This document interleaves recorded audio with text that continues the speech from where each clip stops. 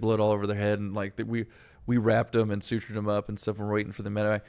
And I remember still thinking I was gonna die. I still got out of the truck. I thought I was gonna probably be sniped, but I was like, you know what? I still can't just show up and not do anything. I'm a leader in this, so I get out. I remember running over there checking on them, and my buddy, I think it was Egress, had them all wrapped up, or no, Mills.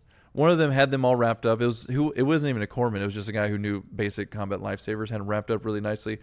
And then I was like, you guys good? You guys good? And then the chopper came. We started moving them. I was like, I'm just going to go back to the truck. And I just went back to the truck and sat there.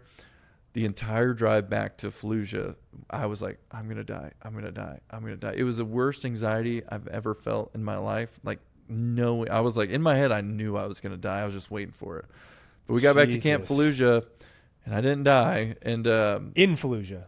Yeah, so this Camp Fallujah's in Camp Fallujah. Fallujah's, yeah, in Fallujah. Or was in Fallujah. Yeah, and so I get back there, and they don't send me home. They don't send me to get a CAT scan. They don't do anything. And so I just, for the next 4 months, I'm just COG of Camp Grizzly. Camp Bellawood, it switched when I was there. Same camp inside of Camp Fallujah, but they switched names. I forget which one was first.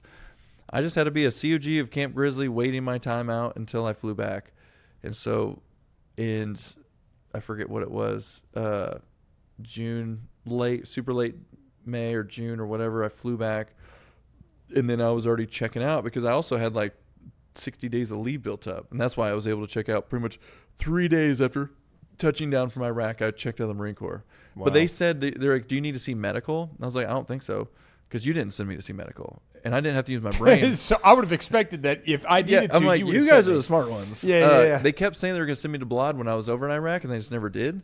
So I just assumed, I was like, oh, I must be getting better. Because I don't know. I've never been blown before. I don't know what the brain does. I'm from a small Ponuk town where they don't teach this stuff. So, did anything eventful happen when you went back to Camp Fallujah for the rest of the time that you were there, the rest of the duration? No, here's the crazy thing. Nobody ever got hit. For the next 4 months, not one truck got hit. Really? So all of the IED blasts happened while you were actively going out? Yeah. Crazy, right? My buddy was killed. I was blown up 4 times. Nobody else was blown up 4 times either. 3 times Gilroy, 4 times me. My friend died, and after that, it was all peace. It was the weirdest thing ever. I know. I still think about it sometimes. Weird. So I come back home, check out the Marine Corps, go back to good old Washburn, Illinois. No, I actually go to Bloomington, Illinois, which is a little bit bigger, Bloomington than normal. And I'm like, you know what? Well, first I took 6 months off. I had a Harley at the time. I took it to Sturgis. I did all the fun things. Actually, here's another fun story. When I was in Iraq, I had this like 06 Road King, and it didn't have front fairing on it. And my buddy had this company that did front fairings. It was like $2,000. So I sent it home because it had like a Kenwood speaker system in it. It was like a real